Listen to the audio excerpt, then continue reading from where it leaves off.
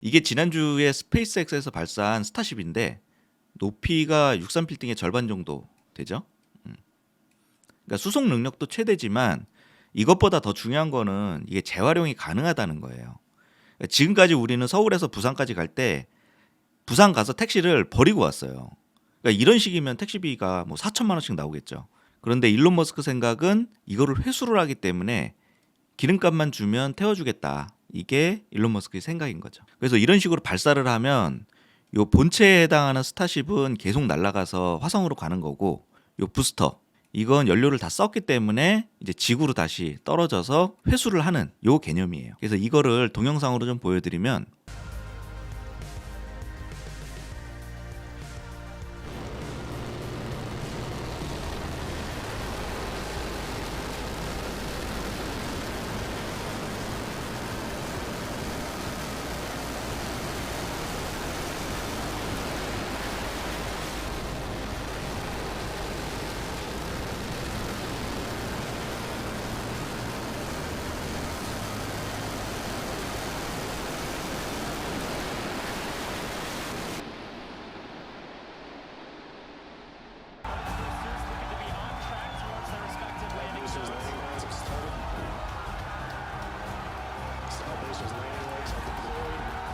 Gotcha, I see it. Yeah, I got him. They're there. Oh my god, dude! You've got to be kidding me! What?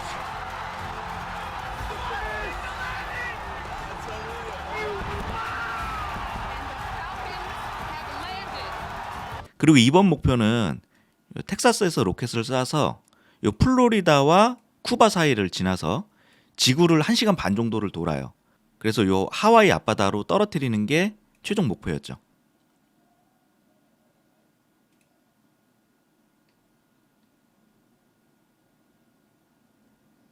이 멕시코만 해변가에 있고요. 주변은 이런 뻘이에요, 뻘. 여기가 공장이고요. 여기서 로켓을 만들어서 이쪽으로 이동을 시키는 거죠. 여기가 런치패드.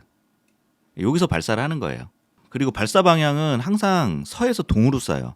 왜냐하면 지구가 동쪽으로 자전을 하기 때문에 우리가 공을 멀리 던지려면 우리가 달리면서 던지잖아요. 그래서 지구가 달려가는 방향인 동쪽으로 로켓을 쏘게 되죠. 그러면 지구를 한 바퀴 돌아서 여기 하와이 앞바다에 떨어뜨리는 게 테스트의 최종 목표였어요. 그리고 어차피 뭐 회수를 할 생각이 없었기 때문에 내부는 뭐 텅텅 비어 있었겠죠. 최대한 싼 값에 테스트를 하겠다. 이게 목표였던 거예요. 그리고 이 배경으로 좀 아셔야 될 게 중력이 지표에 가까울수록 크기 때문에 대기를 이루는 이런 기체 분자들도 낮은 곳에 모여 있는 거고요. 반대로 이 위로 올라갈수록 이게 희박해지는 거죠. 그런데 우주선 입장에서는 이런 지역을 시속 1000km 이상으로 돌파를 해야 되기 때문에 이게 다 눈에 보이지는 않지만 커다란 장애물이에요. 그래도 다행인 거는 그 위로 갈수록 기체 분자의 수가 줄어들기 때문에 요 10km 요 경계를 넘어서게 되면 급격히 그 압력이 줄기 시작해요. 그러니까 사실은 이 지점이 가장 큰 고비가 되는 거예요. 그래서 보통은 5에서 15km 구간 정도를 최대 동압 지점이라고 해서 동압인 Q가 맥스다 해서 맥스 Q라고 부르는 거죠. 그리고 이건 반대로 생각해 놓고 보면 지구로 들어오는 운석도 똑같은 거예요. 그러니까 지구 중심과 가까워질수록 중력이 커지기 때문에 속도도 빨라지고 내려올수록 기체 분자도 많아지기 때문에 이런 구름들이 다 기체잖아요. 그러니까 점점 부딪히면서 엄청난 압축과 열이 발생하고 결국엔 터져버리는 거죠. 그래서 2013년에 그 러시아에 떨어진 운석도 공중에서 스트레스를 받아서 결국 폭발을 했던 거예요.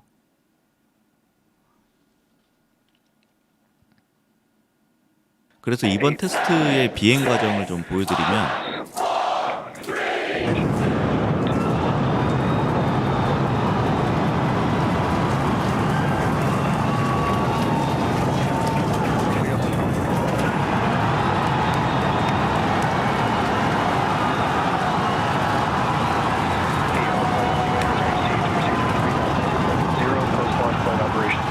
여기 보시면 이쪽이 부스터 엔진인데 이미 3개가 나갔죠.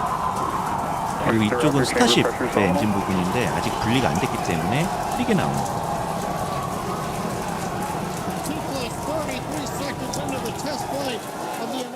그리고 연료는 그 액체 산소, 리퀴드 옥시즌하고 메탄을 쓰고 있죠.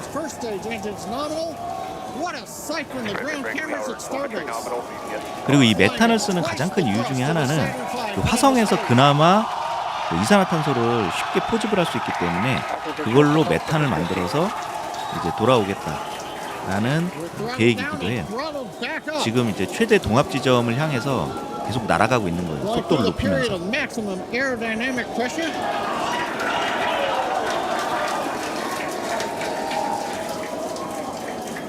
As the velocity increases, the density of the atmosphere is decreasing. 지금 맥스큐라고 얘기를 하고 On the 있죠. vehicle, the call out, max Q now. 보통 11km 지점을 우주선의 맥스큐라고 얘기를 하는데 그거는 이제 우주선의 형상마다 좀 다를 거예요. 100 seconds into flight. 지금 15km를 지났네요. 이 정도면 이제 맥스큐는 거의 Our next 지났다고 major 봐야겠죠. activity is going to be Position signal, shutdown of Houston. the first stage. The Houston tracking station now acquiring the vehicle. With shutdown, we will get separation of Starship from 그리고 Superheavy. 지금 지구 자전 방향으로 Starship engine. 기울어지고 있는 거예요, 점점. When Starship separates, we light up 이게 six 지금 engines 단 분리가 in a staggered 되면 sequence. 6개의 엔진이 If all 추가로 goes 터질 well, 거라고 those 얘기를 six 하고 engines 있어요. will burn from a 6.5 요게 지금 보시면 이게 날개처럼 차 펴졌잖아요. 여기 구멍이 나 있어요. 그리고 이거는 이게 스타쉽의 엔진이죠. 작은 엔진 3개 있고 큰 엔진 3개가 있는데 이 큰 엔진이 진공 상태, 그러니까 우주에서 사용할 엔진이고요. 이 작은 엔진이 대기 중에서 사용할 엔진이에요. 근데 지금 액체 산소가 메탄보다 좀 더 빨리 소모를 하고 있어요. 뭐 연료 계통에 좀 문제가 있는 걸 수도 있죠. Continuing to fly. 2 minutes 40 seconds. Let's get ready for main engine cutoff. 원래 지금쯤이면 분리가 돼야 되는데 이렇게 연료가 남아 있잖아요. 그러니까 이 남은 연료를 이용해서 착륙을 시키는 거죠. 사실은 지구가 둥글기 때문에 수평으로 가도 결국에는 고도가 높아지게 돼 있어요. 지금 액체 산소는 다 썼네요. 이제는 자유낙하를 할 수밖에 없죠. Where Starship should separate from the super heavy booster. Obviously, we're seeing from the ground cameras. I do want to remind everyone the tower was icing on the cake. 결국엔 자폭을 시키네요. 연료가 남아있기 때문에 이 메탄이 남아있잖아요. 저런 것들 위험할 수 있기 때문에 이제 폭발을 시켜버리는 거죠. There, as you saw,